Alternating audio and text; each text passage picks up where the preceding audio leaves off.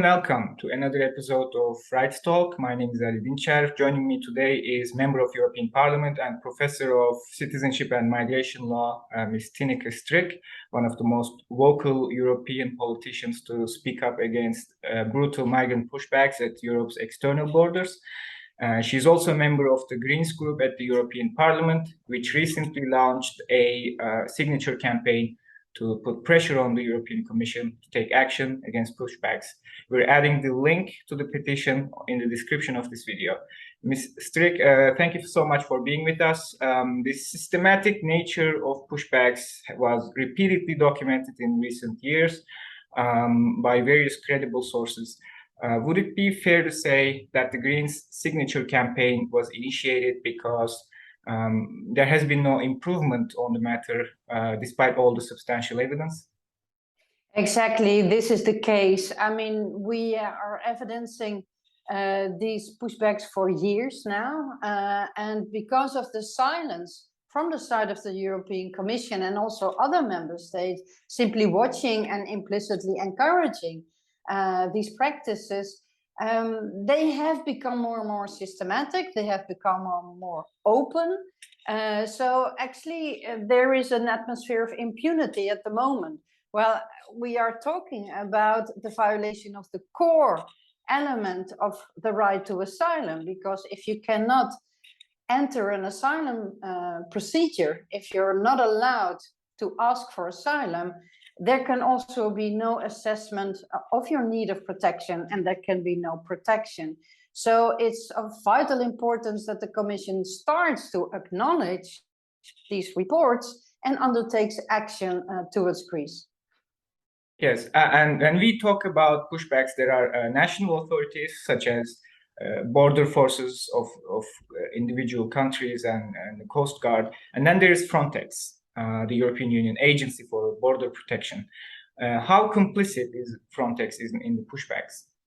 Yeah, there are some reports about active involvement of Frontex in pushbacks, but I think the main shortcoming and concern is that they are there on the ground, that they see what is happening, and that they don't intervene, that they do not take any action to stop pushbacks from happening. We have even, we see reports about Frontex intercepting or apprehending people and then handing them over to the authorities, following, which is followed by a pushback by the border guards. So if these things are happening, if Frontex is not capable or maybe willing to stop these pushbacks from happening, to speak up and to report it and to really follow with concrete actions, we think that they should simply leave the host country, because otherwise, if they continue to cooperate, indeed, then they really become complicit. And it is a legal obligation for Frontex. It's in the regulation that they have to suspend operation at the moment that there are human rights violations by the host member state. So this is why we call upon Frontex for more than a year now to seriously reconsider their activities in Greece and to also withdraw their presence in Hungary, where they are still supporting with return operations. We know that you were also among the co-signatories of a letter sent to Commissioner Johansson, European Commissioner Johansson. Why do you think the EU mechanisms fail to ensuring accountability for Frontex's role in the pushback? What is holding the European Commission back? Sorry, you mean towards Frontex or towards the host member state? To the member states. What is holding the European Commission for ensuring accountability for Frontex's action and involvement in? They may not have a direct control over national instances, but Frontex is an EU agency, and you have sent a letter to Johansson last year. What is holding them back from taking action? Yes, we have done an inquiry in the European Parliament on the role of Frontex, and we made a report which was adopted by a majority, where we indeed identified all the failures within the agency. And we also looked at the role of other actors, like the management board of Frontex, which is actually responsible in the end. And then the European Commission and the member states sit together. So the European Commission has several responsibilities. On the one hand, by steering the agency through the management board, and the other hand, to act as a guardian of the treaty, as a policeman, so to say, to enforce compliance also by Frontex. So we criticized the passive role of the Commission, but it's difficult to find out exactly why they are so reluctant to take a more proactive approach. You also see it towards the member states. They know what's going on, but still, they only come with, you should monitor better, or, some dialogue, some talks. I think in the end, it's a lack of political will. The European Commission consists of representatives of all the member states.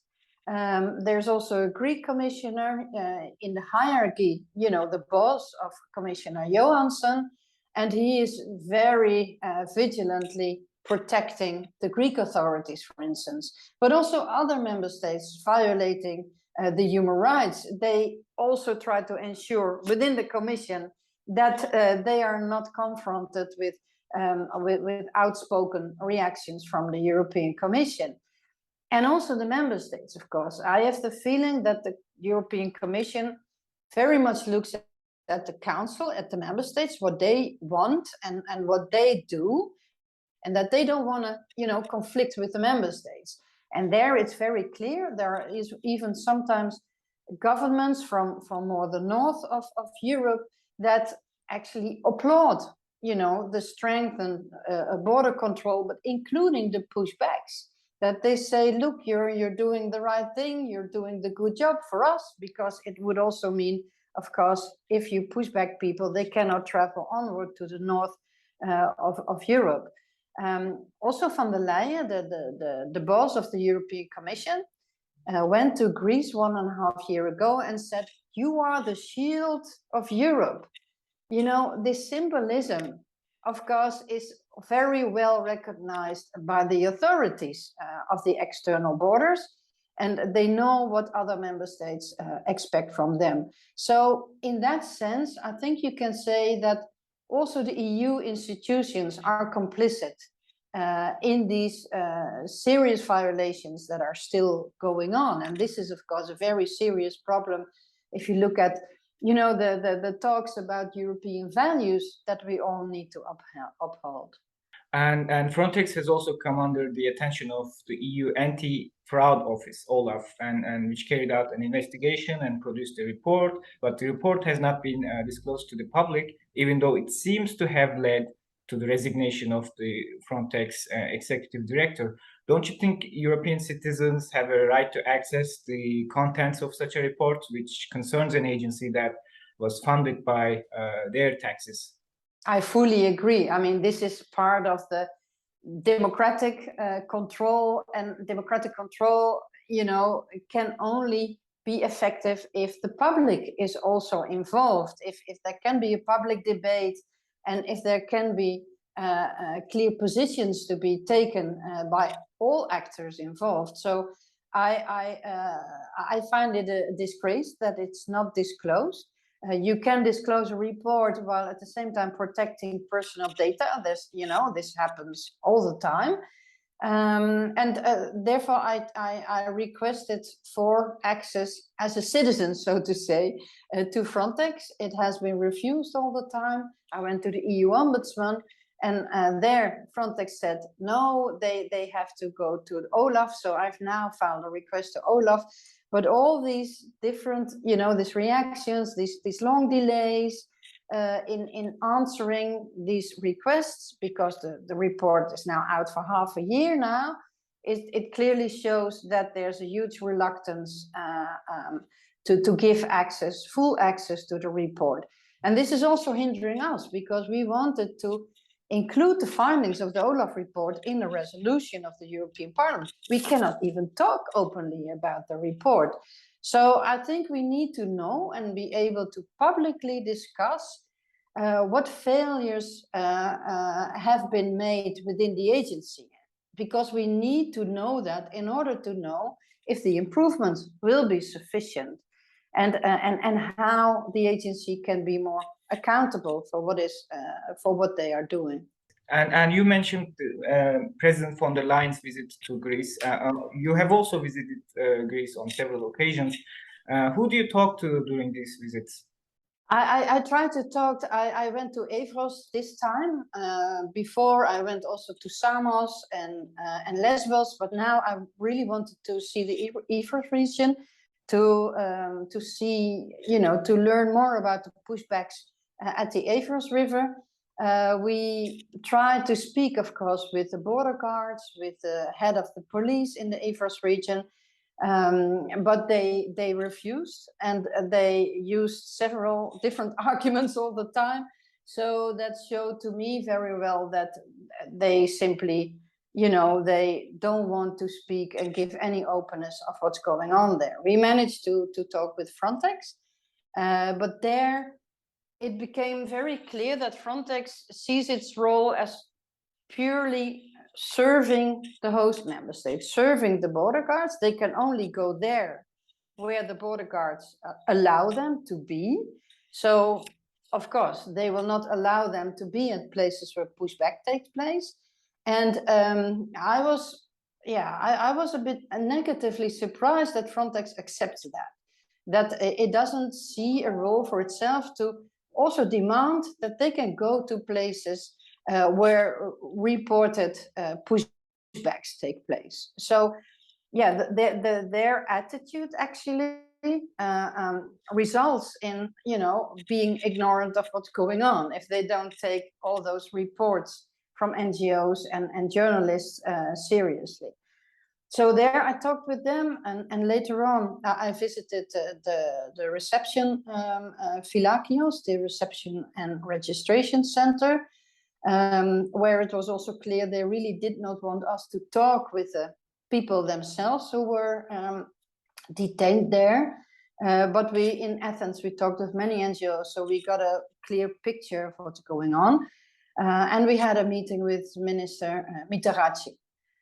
And there I expressed full solidarity with him if it comes to the unfair distribution system of asylum seekers. I said, look, we could be allies in fighting this unfair system that the first country of entrance has a responsibility, but it doesn't dismiss you from respecting the core obligations of the asylum law and the refugee convention. And I found it remarkable. Of course, he didn't answer most of my questions, but he implicitly admitted the pushbacks from taking place. He actually said, look, if we would not conduct these policies that you don't like, we would have many more refugees in the country and in Europe. So, yeah, how more clear can he be that this is taking place? And this also showing that the Commission and all other member states must know what's going on. One argument that we hear is that Turkey is a safe country for migrants. We see it on social media. We heard it when Greek Prime Minister famously scolded a Dutch journalist last year. And the EU has indeed been allocating large sums of money for the reception of migrants in Turkey. What's your take on this argument that Turkey is a safe country?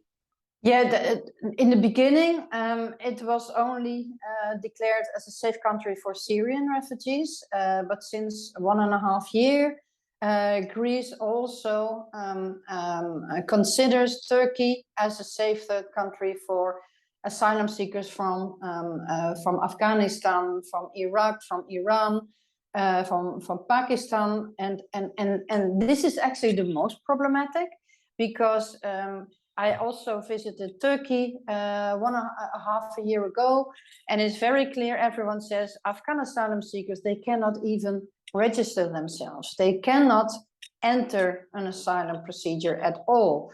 They are, and therefore they stay irregularly in Turkey, and they run the risk, you know, every day that they can be apprehended and deported back to Kabul, because there are many joint return flights to Kabul taken place of people who never entered an asylum system.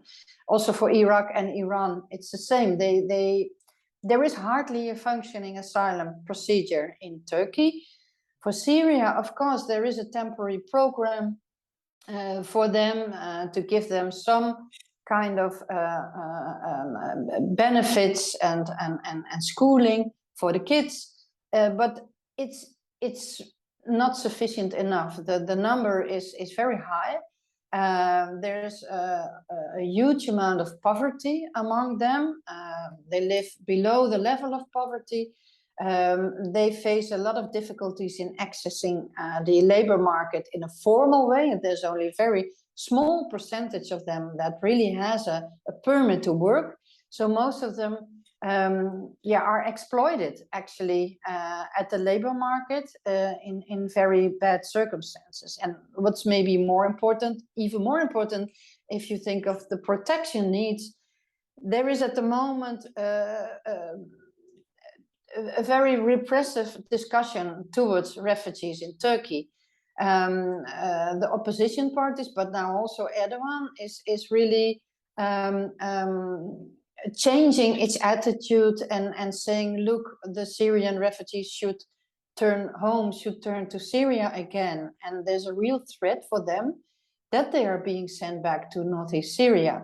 Whereas we know the war is still going on. And it's a highly insecure and dangerous area that then they should be returned to. So that would amount to a violation of the Refugee Convention.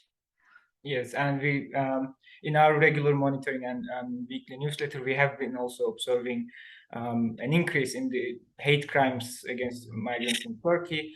It seems to be fueled by the opposition. We see a lot of hateful rhetoric on their part, and because Turkey is nearing an election cycle, it seems like the government feels compelled to announce deportation measures and so on. And also, when we talk about the Turkish-Greek border, we often think of people from Syria and Afghanistan and so on. There are also Turkish nationals who flee their own country, and they also get caught up in this brutality. In our weekly newsletter, we cover human rights, Turkey-related human rights developments each week. Just in September alone, we reported 2 tragedies connected to pushback of Turkish asylum seekers. Eda Nur Akkaya, a 7-month pregnant political asylum seeker who was immediately arrested after being pushed back. And there's a 27-year-old man, Yunus Emre Yıldız, who disappeared after falling into the Evros River during a pushback, and he is, as far as we know, still unaccounted for. Can we talk about a graver human rights violation here? Because it seems like people are being sent directly to prison.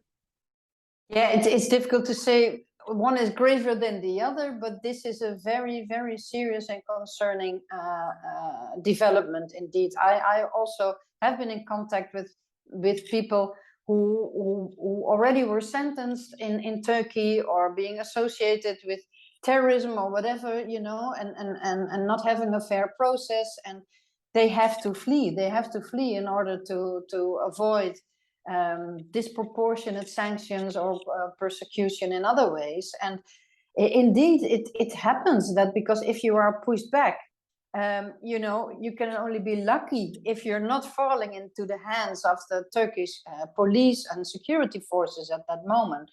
So it's, well, at the same time, they cannot flee their country in a normal way, in a formal way, because if they would go through the airport, for instance, they would also have been caught and taken to jail or apprehended. So they are really locked up, so to say, in a state of persecution. And this is indeed very, very serious. I also discussed this with the Greek authorities, but yeah, then they simply say, no, of course, we don't push them back, and because we see Turkey as the enemy, but it's happening. It's continuously happening. At the border, there's no difference made on the basis of nationality. So they are completely unprotected. And this is a real issue because, you know, once they manage to enter the EU and they ask for asylum, most of them do get asylum. So it is very clear in the member states, they see them also as legitimate refugees who need to flee Turkey. Lastly, I'd like to ask what, as we civil society groups and individuals living in Europe can do to support your struggle. Is there a contribution that we can make to your work or to the struggle against pushbacks? Definitely. This is also why we launched a campaign with a petition urging all citizens who do not agree with these inhuman policies sign up and show that they don't agree. Because what we always notice is that, you know, politicians who think it's okay to violate these rights, they always refer to the public opinion and saying, look, there's no societal support anymore for asylum seekers. And this is why we need the public support for attacking these practices, to challenge their position and to say, look, if we really take European values seriously, we should stop these pushbacks and treat asylum seekers in accordance with our European values. So it's very important that people speak up through signing, of course, this petition. We call upon the Commission, for instance, in this petition to stop funding of human rights violations, because it's all being done with a lot of EU money, and also to take countries who violate the rights to court. And I think that would be a very strong signal is if hundreds of thousands of people would say, this is unacceptable, you cannot act in this way on behalf of me. It's not happening on behalf of the European citizens, because they are, of course, the fundament of the European democracy and the European policies in the end. So sign the petition, but also send articles to journals, make your position known through social media, and look with voting, you know, with elections. Ask candidate politicians what they do against this, what their position is, and make sure that the right politicians are elected, so that there's sufficient support also in parliaments, in national parliaments, in European parliaments, to stop these practices from happening. And that brings us to the end of Rights Talk. Ms. Strik, thank you very much. And thanks to our viewers for watching. Be sure to check out the petition in the description and sign it if you haven't. Until next time, goodbye.